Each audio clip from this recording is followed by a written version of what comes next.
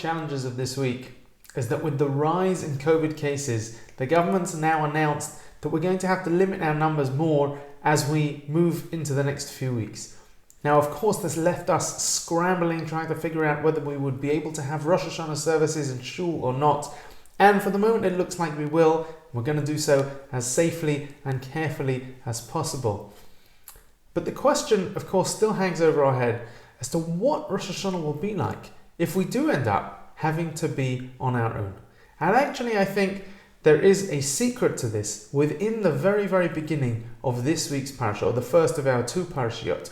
We actually lane the two shortest parashiyot in the Torah this week, Nitzavim-Vayeilech. And the very, very beginning of Nitzavim is the end of Moses' speech. Most of the book of Devarim, most of the book of Deuteronomy is a speech that Moses is giving, Moshe Rabbeinu is giving just at the end of his life, preparing the Jewish people before they enter into the land of Israel. And Nitzavim is the close of that speech. And he starts off the parsha addressing the nation as a unit.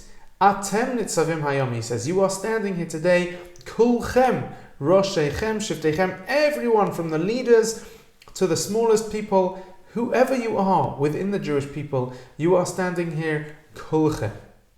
And the Chidush Harim, one of the early Rebbes of Ger, says that actually if we want to stand before Hashem, if we want to be Nitzavim, if we want to be able to stand in front of God, we have to do so as Kulchem.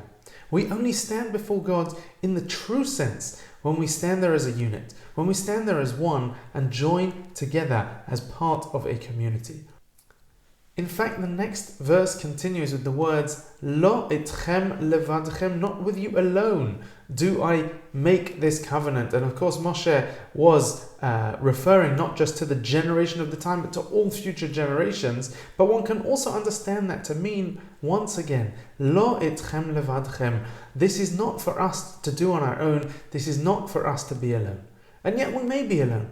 Practically, we may be alone. But in principle, we must ensure that we are kulchem, that we stand as a unit, and that we continue to be a part of a community.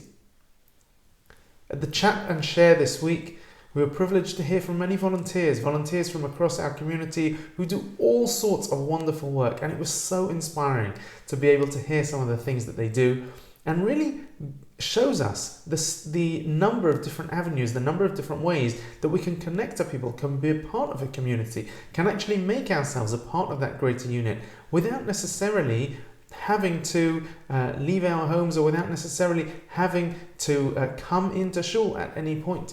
Now, certainly if you can come to shul, one should do so. But if you find that you're going to be in a situation, if all of us may be in a situation where we're unable to come to shul at Rosh Hashanah, we still can be a part of a community. We still can be connected to each other. We, please God, have virtual programming which we encourage people to be a part of. We have so many people within our community who could use your help, who would appreciate a phone call, who would appreciate some help just to reach out to see how they're doing. And again, there are so many volunteering opportunities which you can be in touch with us about. The key is to continue to maintain our community connection, to be a part of this strong and important unit, even while we have to distance from each other, and even while we have to remain perhaps slightly more physically alone, for more distanced from each other than we otherwise would like to do. And of course, if you yourself feel that you need some help, you are always welcome to reach out to us and to see what we can do for you. This Rosh Hashanah, I encourage everybody that if we're really going to stand before the Almighty, Atem Nitzavim Hayom, if we are going to take the opportunity that Rosh Hashanah affords us to stand before God and to have an open and honest conversation, we must do so as Kolchem. We must do so as a unit. We must do so as a community. We must do so with a strong sense of togetherness, even at a distance. Shabbat Shalom.